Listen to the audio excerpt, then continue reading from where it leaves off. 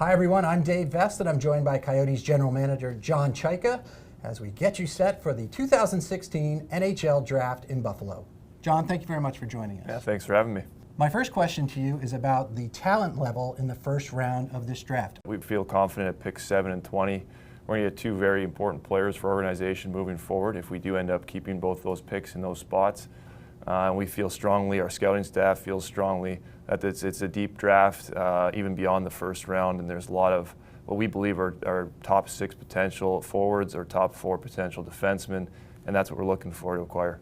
John, according to our team's website, there's a poll there asking the fans what position the team should draft with that number 7 pick. Now the results, as we sit here today, 70% of the voters would like to see the Coyotes draft a center. I find that very surprising given the fact that the team is stacked with centers as far as the pool of prospects. Yeah.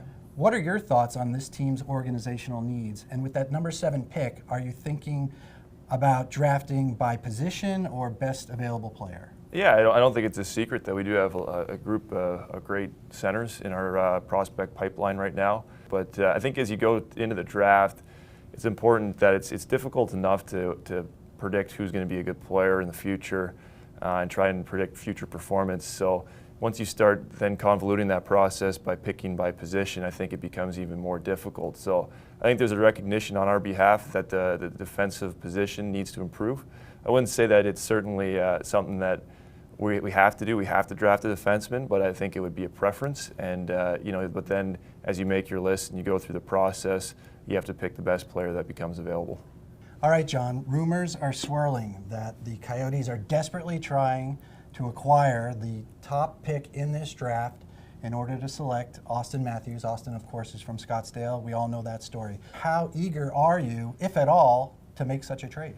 Yeah, I think the if at all would be the key part there. I think anytime you have a player like Auston Matthews, a first overall pick, and the equity that comes with that, I think you're always interested to see what the price to get a player like that would be. And of course, Auston being not only from Scottsdale and what he's meant to our market, but also the type of person that he is, knowing him from Arizona, he'd be a great asset for any team. So of course, you make those calls and you see what the cost is. But I don't think we're in a position where we're going to weaken our team moving forward.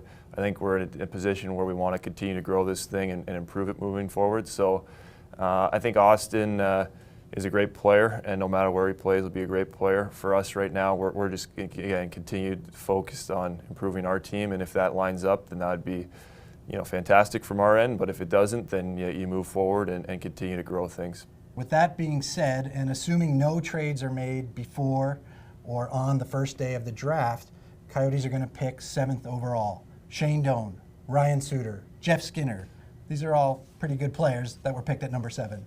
Coyotes are in good shape. Yeah, I think we are in good shape. I really do. I think we're going to get a good player at that pick, and that Shane Doan guy is pretty good too. So it'd be pretty special if you were able to get him. But he's a pretty high standard. So I think we're excited. Like I said, we think we're going to get a guy that can be a top 6 forward or a top 4 defenseman in that spot, and that's our expectation moving into the draft. But I guess we're also got some options to move up and move down, and so we're evaluating all those options as well. But if we do stick, we expect that it'll be a player that'll help us, in the near future and also for the long term. So it's a pretty big positive for our organization moving forward.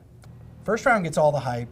Everybody's excited about it, and rightfully so. But that second day, rounds 2 through 7, that's really where teams can, quote, win or lose a draft. Don't you think, John? And how well prepared is your staff for day 2? Yeah, I think they're exceptionally prepared. I think our staff's view on that is exactly what you said. You can win or lose a draft in those areas. So as much as we've placed an emphasis and we've looked at the first round, we're treating the 7th round the same. And if we look at our history of our draft in the past few years, we look at players like Christian Dvorak, Christian Fischer, even Laurento Fan. Those are guys that in those second rounds, we've had a lot of success there, and I expect that from our staff moving forward. Okay, John, thanks a lot. We really appreciate your time, and we'll see you again up in Buffalo at the draft. Yeah, thanks. It should be exciting. For Coyotes General Manager John Chayka, I'm Dave Vest for ArizonaCoyotes.com.